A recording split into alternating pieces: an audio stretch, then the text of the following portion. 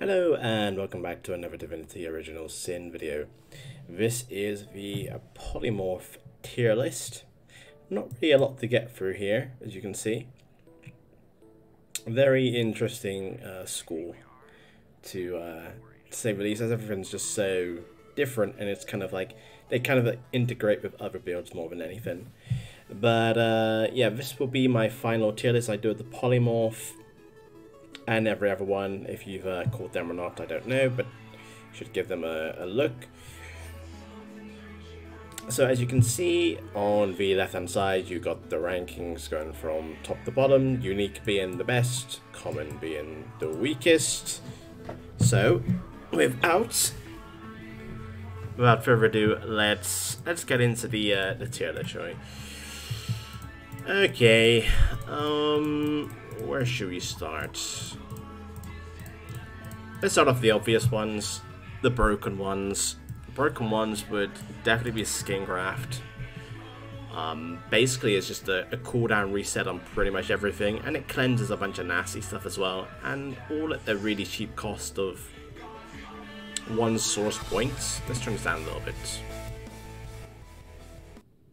That might be a little bit loud.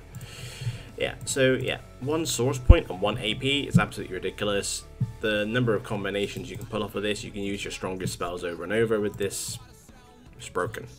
It's absolutely broken.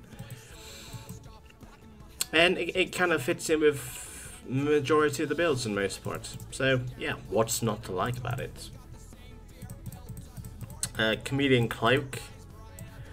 I personally don't use this because I think, again, it's just utterly broken, and more so in solo play, because the abusive turns of the AI. That's why I don't use it, because it's just so utterly broken what you can do with it. What does it do? It makes your character invisible, and then has all the AI characters just standing around. Like one common well-known thing in the game is that you can have your turn, Chameleon Cloak, the enemy is standing around doing nothing, you then delay your next turn, you even skip it even, and then you got like a full whack of APE, and your enemies have done absolutely nothing.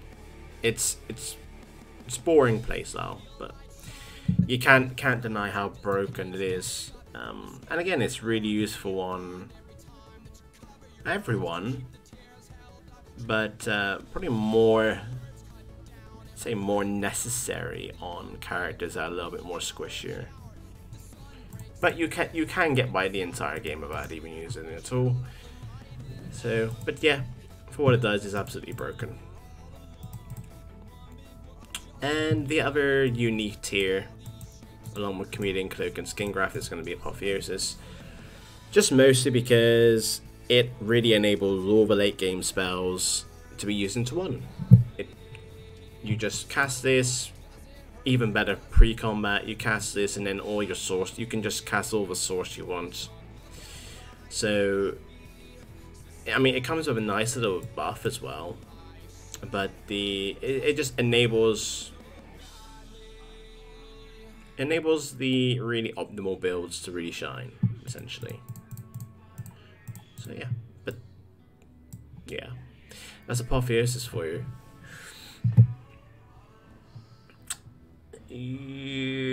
Spread Your Wings for me is for me it's uncommon, but hear me out. If you would have asked me this months ago, I would have a differing opinion, but it's this and a lot of other skills like are really, it depends on your point of view and what you're doing inside of the game. Like, so some people would be like, well, why are you ranking this so utterly low?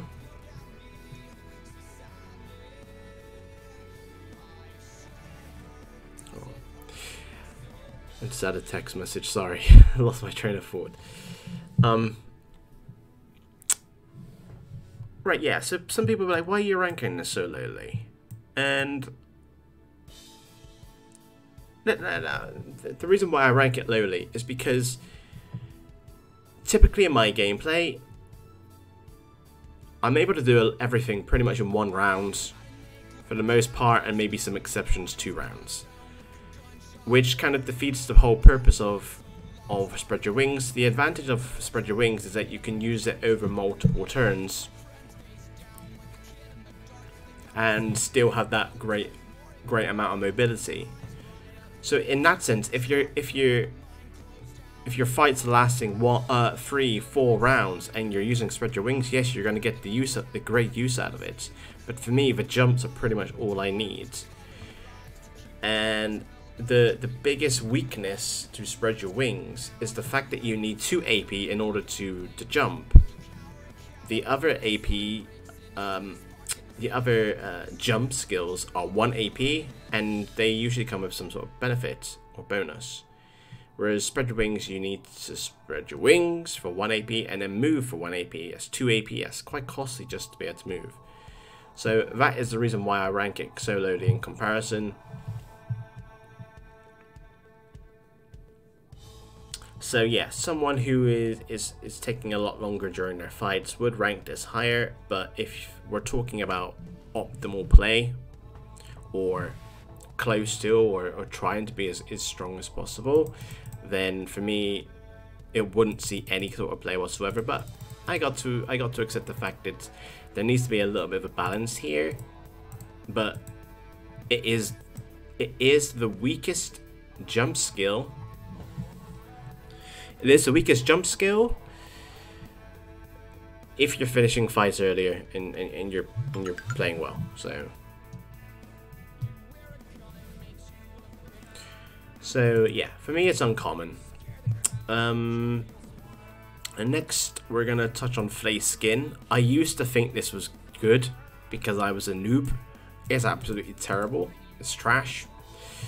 Single target, and it reduces the resistances by 50%, which is pretty huge, but it shares the same issue as Bleed Fire, that those lower resistance could and would be more helpful if you could actually use it whilst they have magic armor. You can't, so it really loses the value through that. And in comparison to Bleed Fire, this is just a single target. And it's all over the place. It's all over the place. Like, it's really, it's more of a thing for split parties. But as you know, or if you've watched much of my content, mixed parties, I mean, you can get through the game with it, of course. But like I said, optimal mixed parties are bad compared to single focus parties.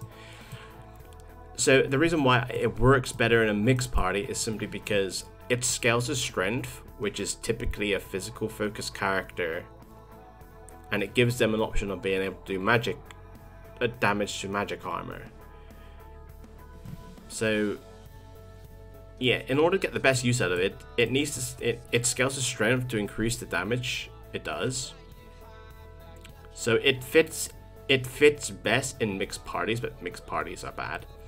The other way to use this is just simply to use it just to reduce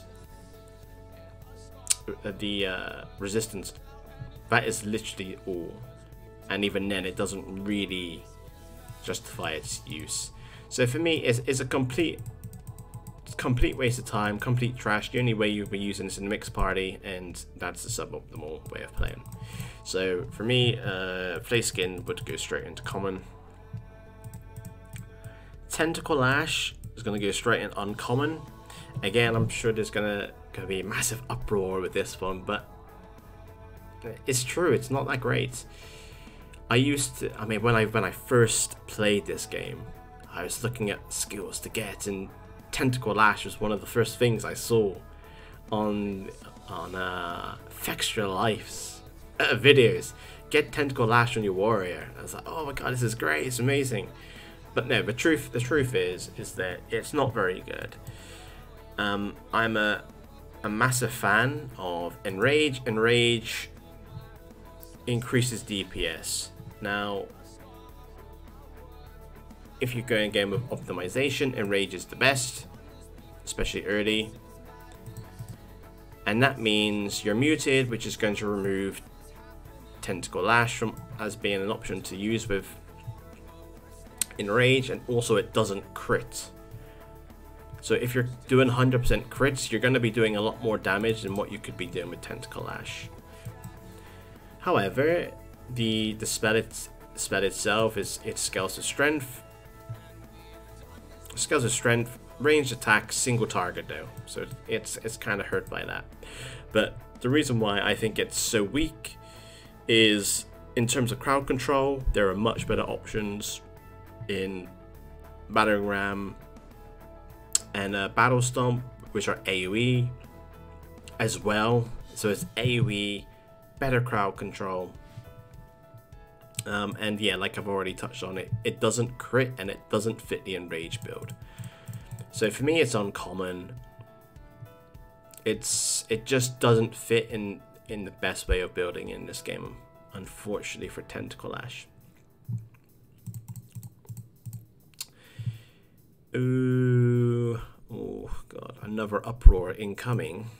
Chicken Claw for me is not great. Again, like I said, it suffers a lot of the same problems as Tentacle Lash. It's single target. The CC is excellent though, but it doesn't do any damage. At least Tentacle Lash did some damage, and Tentacle Lash is ranged, but Chicken Claw is touch, so it's really, really horrible. So it's touch, single targets. It's just outclassed by the other options, unfortunately. It's a really nice combination with Ruptured Tendons, but again, the combination is very expensive for what you get from it. But, you know, it is a lot of fun. It's a lot of fun to use, and, you know, there's something satisfying about seeing some enemies who are, like, menacing and whatnot, and then they just look so innocent as a chicken. So, yeah, I get it's more of a fun thing, but really, in getting down to the nitty-gritty, it's not great in terms of other options. And like I said, when you're finishing fights in 1 or 2 rounds, you don't really need that many layers of CC or additional CC. So Chicken Claw would be like down for line and priority. So again, for me, I wouldn't use it, but two turns of Chicken Claw, you know, some fun could be had, but it's probably an uncommon for me. Medusa's Head. Again, this is something else that I used to think was good, and at times it does have some use, but again, for me, it's uncommon. Now, again, you really need to think about why I think this is really not that great. Again, same with the Polymorph, it scales to strength. Now, what kind of damage does it do? It does earth damage. So again, you've got the whole split party theme. Very expensive. It scales to strength. The damage isn't that good. It costs 2 AP to do the stun thingy. Oh no, the petrify thing. And then another 2 AP for the damage. So that's like 4 AP. And again, you're not really getting that much damage from it, but it is very, very good crowd control. But the problem with the crowd control is that it's very, very short range. Now, who's going to be using this? Now, to me, if you're wanting to do this for damage, well, a mage doesn't want to be using this. A mage wants to be on high ground. An optimal mage wants to be on high ground. So there's no time to be doing this, and also, of course, it scales the strength, which is not what a mage is going to be putting points into anyway. So it's going to be weak damage. So if you think about it, what would be using this? Okay, yeah, you might think a warrior type in a mixed party. I've already touched on it. I mean, that's one party. It kind of makes sense in a way. But again, mixed party sucks, and it's a big issue, just like with Flay Skin. Something that scales as strength, a physical character, to do magic damage. Mixed parties aren't great, so that kind of hurts the ranking in my opinion. And the way that, if you're playing in more optimal builds, like single armor focused, the other way I can think of really using this is like more of on characters. So this would have to go on magic parties, like more of characters that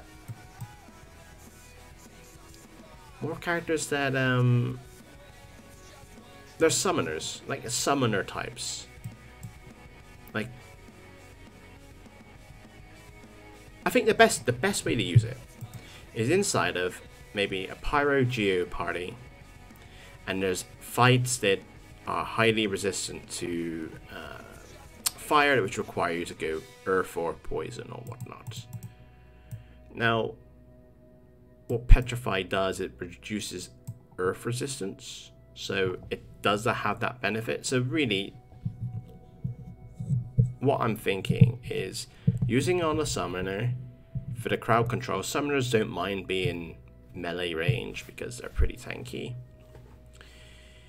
and they're reducing the earth resistance for your other characters, and you can pop this up, I guess, and your mages can reduce the magic armor to 0, so then they all become hard crowd controlled. Then you have the reduced earth resistance to do additional damage. That is really the best way in order, I think, of using this in a magic party. Other than that, you're using it in mixed parties, and mixed parties suck. So yeah, like I said, because of the parties, it fits in, and in the way that you have to use it, it's a little bit awkward. And to be honest, even inside of those magic parties where you could use this on your summoner type or whatever, I just found I just didn't ever need it. Like, my mages were capable of crowd controlling themselves, or they would just die. Just didn't need the crowd control.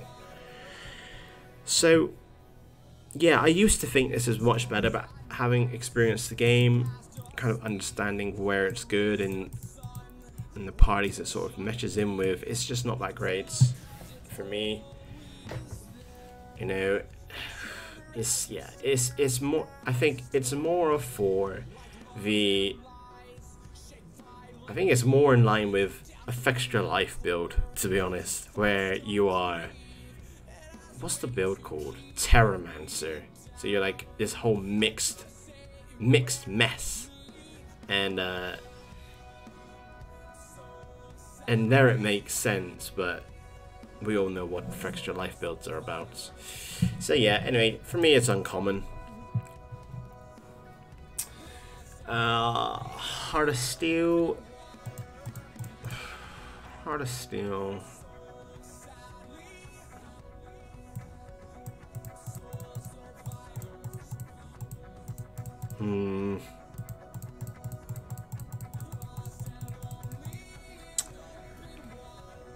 Bit, I'm kind of torn between uncommon and rare, really. I'm thinking about Bone Cage. I think I put Bone Cage in rare, just because of the amazing amount of armor that you can get from it. But to be honest, with that spell, you're really only using it when a lot of the enemies are dead, and then the armor is kind of redundant. Or the other time you're using it is when there's a lot of corpses around before the fight. However, so in sort of comparison, I just think it's a lot easier to use Heart of Steel. And this is just purely using this pre-combat. It's 2 AP, so it's just inferior to Bone Cage. However, the thing with Heart of Steel is that you will have a lot easier time using this pre-combat because it lasts for 4 turns. So that's where you want to be using this. You don't really want to be using this during combat. You want to use it before the combat begins. That's what gives it as good as value, really, as the Bone Cage. So only if you're using it before. But to be honest, like defensive skills like this just don't really offer that much once you've understood the mechanics of the game and understand it. It just, again, like I'm trying to sell it, but would I use it? The answer is no, because I just don't need to use them. Just don't need to use it. I just don't get hit at all. So the armor just doesn't really matter. So for me, I wouldn't use it like at all. But I think if you had a choice between Bone Cage and Heart of Steel, I think you're gonna have a lot easier time using Heart of Steel. Use it pre-combat and you're alright, you know. Yeah, use Heart of Steel pre-combat and you're golden. Otherwise, just don't bother.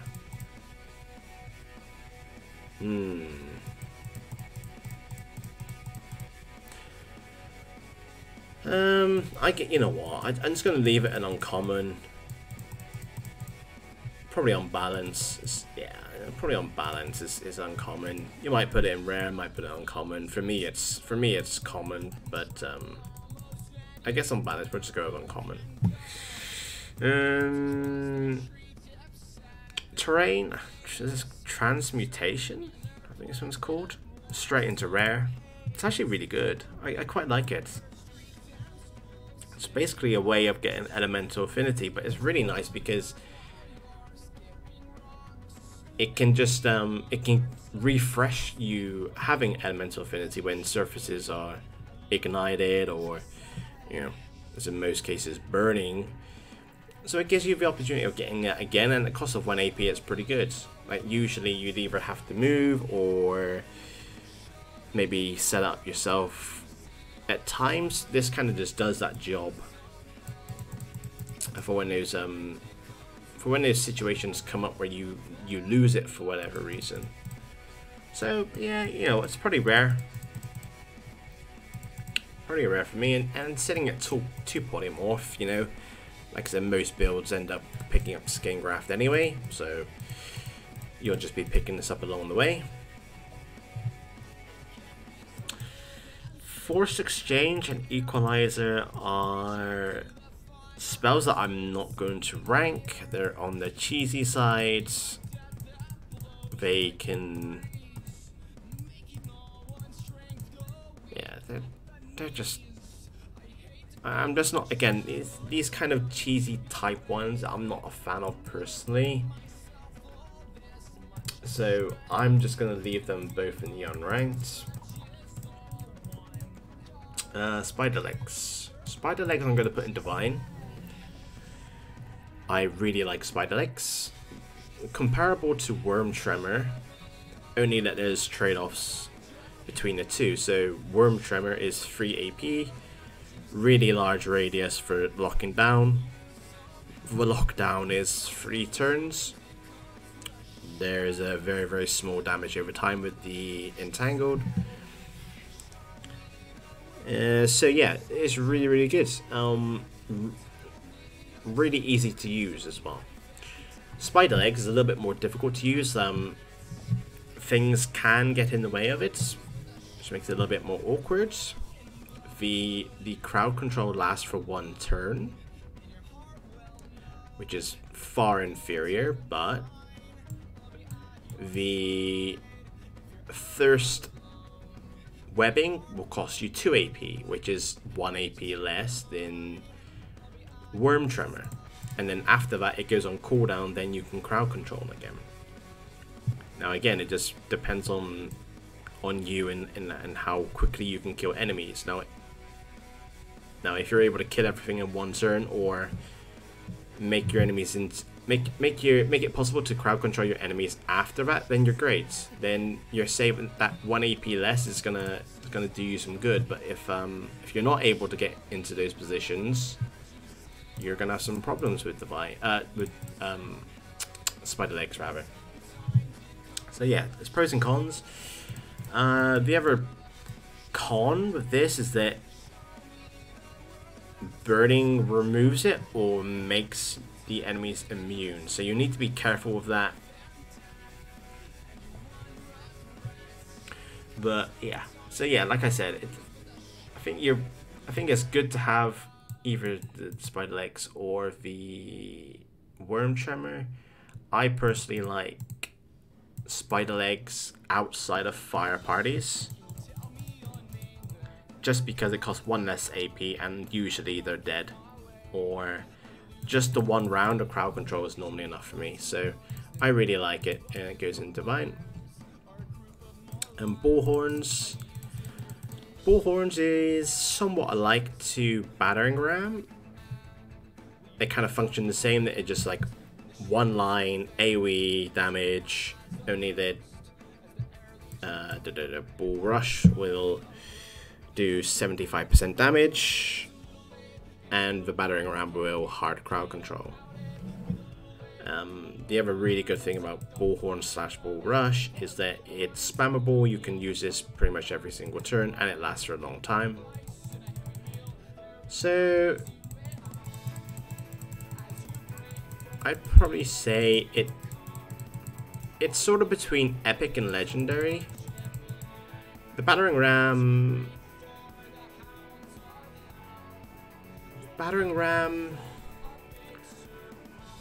because it is hard CC, is really good. However, the fact that you can spam this is really nice. Again, this gonna, the more rounds you play, the more use of this you're gonna get. So I think they are very comparable. The difference is that Bullhorns does more damage. The Battering Ram does the crowd control. The bleed is negligible, it doesn't really matter.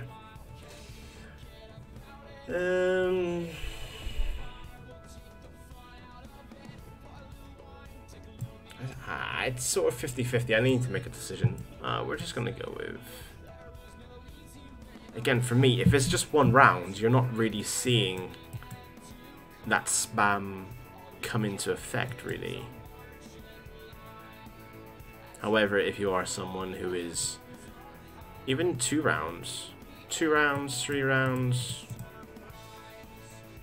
I'd say it makes up. Yeah, you know, I think it's somewhere between epic and legendary, but